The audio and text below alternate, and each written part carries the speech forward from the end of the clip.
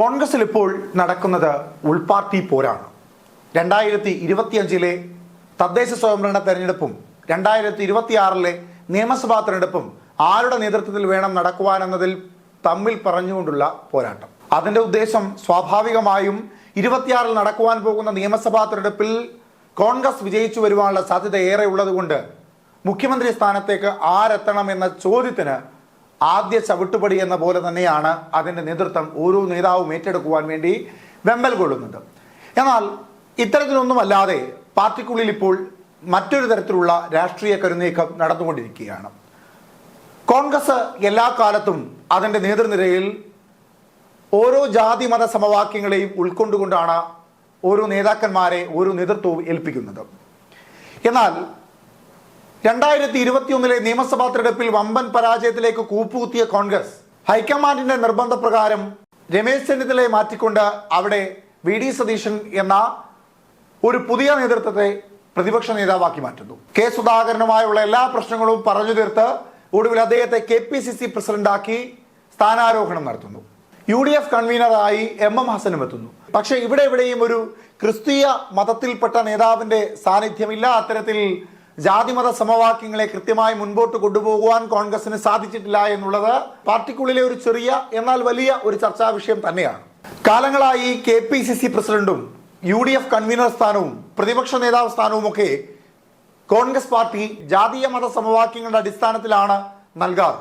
എന്നാൽ ഇവിടെ വി.ഡി. സതീശൻ പ്രതിപക്ഷ നേതാവായിരിക്കുകയും കെ സുധാകരൻ KPCC പ്രസിഡന്റായിരിക്കുകയും MM ഹസൻ UDF കൺവീനറായി ഇരിക്കുകയും ചെയ്യുന്ന സാഹചര്യത്തിൽ ക്രൈസ്തവ നേതൃത്വത്തിന്റെ ഒരു വലിയ അപാകത നേതൃനിരയിൽ ഇപ്പോൾ കോൺഗ്രസിൽ കാണുവാൻ സാധിക്കുന്നു.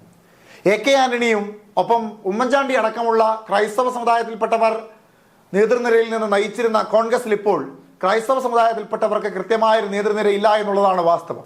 അത് തിരുത്തേണ്ടത് പാർട്ടിക്ക് ഇപ്പോൾ ഏറ്റവും അനിവാര്യമായ ഒരു ഘട്ടത്തിലേക്ക് മാറിയിരിക്കുകയാണ്. കാരണം 2026 ലോക്സഭാ തെരഞ്ഞെടുപ്പിൽ 5% ക്രൈസ്തവ വോട്ടുകളാണ് BJPക്ക് പോയത്.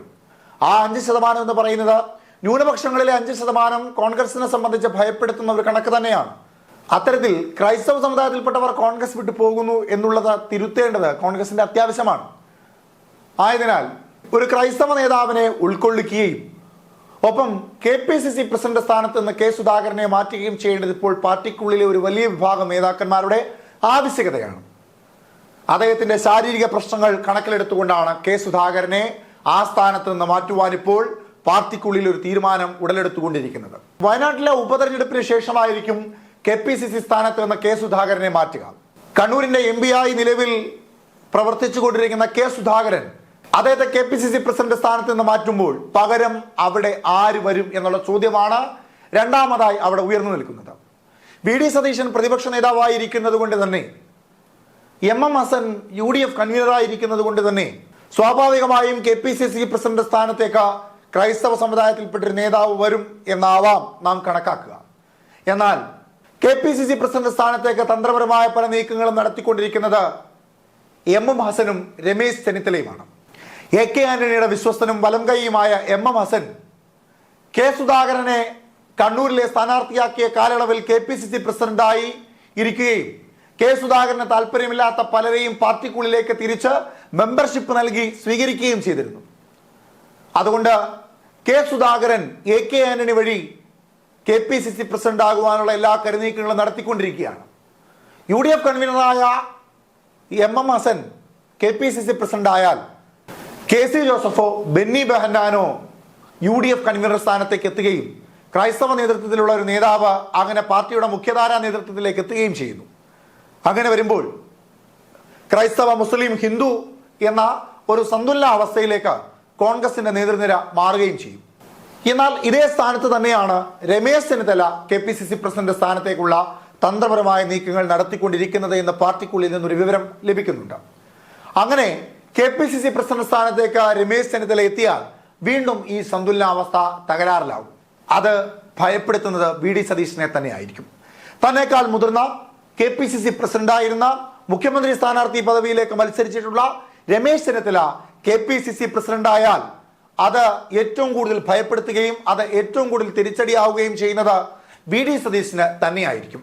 അതിന്റെ കാരണം സ്വാഭാവികമായും 26-ൽ നിയമസഭാ തെരഞ്ഞെടുപ്പിൽ കോൺഗ്രസ് മികച്ച മുന്നേറ്റം കൈവരിച്ചാൽ ആരായിരിക്കും മുഖ്യമന്ത്രി എന്ന ചോദ്യത്തിന് ആദ്യ തട്ടിൽ തന്നെ പേര് ലഭിക്കുക വി ഡി സതീശനാണ് നിലവിലത്തെ അവസ്ഥയിൽ. പക്ഷേ രമേശ് ചെന്നിത്തല KPCC പ്രസിഡന്റ് ആയാൽ KPCC പ്രസിഡന്റ് സ്ഥാനത്ത് നിന്നുകൊണ്ട് അദ്ദേഹത്തിന് മുഖ്യമന്ത്രി പദവി അലങ്കരിക്കുവാൻ അവസരം വേണമെന്ന് ഹൈക്കമാൻഡിനോട് ആവശ്യപ്പെടുവാൻ സാധിക്കും. അങ്ങനെ വന്നാൽ സീനിയോറിറ്റിയും ഒപ്പം KPCC പ്രസിഡന്റ് സ്ഥാനവും ഒക്കെ കണക്കിലെടുത്ത രമേശ് ചെന്നിത്തലയ്ക്ക് മുഖ്യമന്ത്രി സ്ഥാനം ലഭിക്കുവാനുള്ള സാധ്യത ഏറെയാണ്. അത് ഭയപ്പെടുത്തുന്നത് വി ഡി സതീശനെ തന്നെയാകും. അതുകൊണ്ട് രമേശ് ചെന്നിത്തല KPCC പ്രസിഡന്റ് സ്ഥാനത്തേക്ക് എത്താതിരിക്കുവാനുള്ള തന്ത്രപരമായ നീക്കങ്ങൾ നടത്തിക്കൊണ്ടിരിക്കുകയാണ് വി ഡി സതീശൻ എന്ന പാർട്ടിക്കുള്ളിൽ നിന്ന് മറ്റൊരു അഭ്യൂഹം കൂടി ഉയരുന്നുണ്ട്. അതുകൊണ്ട് AK ആന്റണിക്ക് ഒപ്പം നിന്നുകൊണ്ട് MM ഹസനെ KPCC പ്രസിഡന്റ് ആക്കുവാനുള്ള എല്ലാ പിന്തുണയും വി ഡി സതീശൻ നൽകുന്നുണ്ടെന്നുള്ള വാർത്തകളും ഉയരുന്നുണ്ട്. രമേശ് ചെന്നിത്തലയാകട്ടെ ഒരു മുതിർന്ന നേതാവിന്റെയും പിൻബലമില്ലാതെ ഒരു സമയത്ത് ഏത് നാണയത്തിലാണോ പ്രതിപക്ഷ നേതാവ് സ്ഥാനത്ത് നിന്ന് തന്നെ തന്റെ അണികൾ പുറത്തേക്ക് പറഞ്ഞുവിട്ടത്, അതേ നാണയത്തിൽ KPCC പ്രസിഡന്റ് സ്ഥാനത്തേക്ക് എത്തുവാനുള്ള നീക്കങ്ങളാണ് രമേശ് ചെന്നിത്തല നടത്തിക്കൊണ്ടിരിക്കുന്നത്. തന്നോടൊപ്പം നിൽക്കുന്ന നേതാക്കന്മാരുടെ, തങ്ങളോടൊപ്പം നിൽക്കുന്ന MLA-മാരുടെ ഒക്കെ അംഗബലം വർദ്ധിപ്പിച്ചുകൊണ്ട് പ്രാദേശിക തലത്തിൽ കോൺഗ്രസിനുള്ളിൽ ശക്തനായി മാറുക എന്ന തന്ത്രപരമായ നീക്കത്തിന്റെ ആദ്യ ചുവടുവെപ്പുകളൊക്കെ രമേശ് ചെന്നിത്തല തുടങ്ങിക്കഴിഞ്ഞു എന്ന വാർത്തയും ഉയരുന്നുണ്ട്. ഈ സാഹചര്യത്തിൽ ആരായിരിക്കും അടുത്ത KPCC പ്രസിഡന്റ് എന്ന ചോദ്യത്തിന് രണ്ട് മറുപടികളാണ് ഇപ്പോൾ ഉള്ളത്. A ഗ്രൂപ്പിന്റെ ഭാഗത്ത് നിന്ന് MM ഹസനും I ഗ്രൂപ്പിന്റെ ഭാഗത്ത് നിന്ന് രമേശ് ചെന്നിത്തലയും. MM ഹസൻ ലക്ഷ്യം വെക്കുന്നത് AK ആന്റണിയിലൂടെ ഹൈക്കമാൻഡിലേക്ക് സമ്മർദ്ദം ചെലുത്തി തന്റെ KPCC പദവി ഉറപ്പിക്കുക എന്നുള്ളതാണ്. അതിന് പിന്താങ്ങുന്നതാകട്ടെ വി ഡി സതീശനും. എന്നാൽ രമേശ് ചെന്നിത്തല പ്രാദേശിക തലത്തിലുള്ള നേതാക്കന്മാരുടെ പിൻബലത്തോടുകൂടി MLA-മാരുടെ പിൻബലത്തോടുകൂടി KPCC പ്രസിഡന്റ് ആകുവാനുള്ള എല്ലാ തന്ത്രങ്ങളും നടത്തിക്കൊണ്ടിരിക്കുകയാണ്. ഇനി അറിയേണ്ടത് ആരാണ് K സുധാകരന് ശേഷമുള്ള KPCC പ്രസിഡന്റ് എന്നാണ്. അതിന് കാത്തിരിക്കണം ഉപതെരഞ്ഞെടുപ്പ് വരെ. പ്രിയങ്ക ഗാന്ധി വയനാട്ടിൽ നിന്ന് കോൺഗ്രസിന്റെ MP ആയി പാർലമെന്റിലേക്ക് കാലെടുത്തു വെക്കുന്നതിന്റെ തൊട്ടടുത്ത നിമിഷം KPCC പ്രസിഡന്റ് സ്ഥാനത്ത് നിന്ന് K സുധാകരൻ മാറുമെന്നും അവിടേക്ക് രമേശ് ചെന്നിത്തലയോ MM ഹസനോ എന്ന ചോദ്യം മാത്രമാണ് അവസാനമായി അവശേഷിക്കുന്നത്. ആരായിരിക്കണം KPCCയുടെ അടുത്ത പ്രസിഡന്റ്, ആരാകുന്നതാണ് നിങ്ങൾക്ക് താല്പര്യം എന്നുള്ളത് കമന്റ് ബോക്സിൽ രേഖപ്പെടുത്തുക.